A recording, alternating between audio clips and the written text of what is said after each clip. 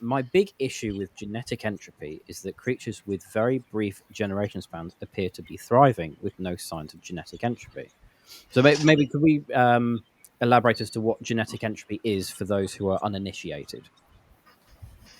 Well, entropy is the loss of information as time goes on. So it's the whole process of the universe and everything in it that is just running downhill, which should tell us something, remind us of the fact that it must have been created in the first place. If everything's going downhill, how come we still exist? But that's another whole question. So genetic entropy is the loss of information in the genome, in the genetic content of every living cell.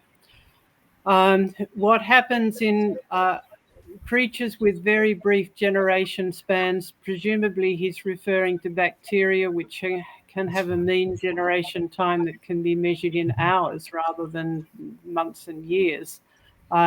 What happens is that the ones that do lose out just die off, that there are so many gazillions of them that some of them survive and others don't. So it's natural selection at work.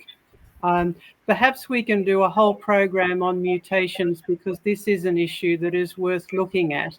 And in fact, mutations and the loss of information is very good evidence for creation and tells us a lot about the real history of the real world, which is from good to bad to worse, as one of our ongoing themes.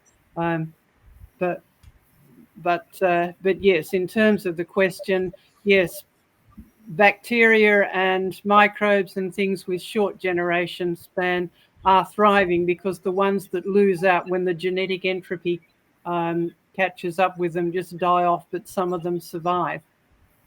Yeah, there's plenty of examples of mutations in those creatures, isn't there? Fruit flies and the like.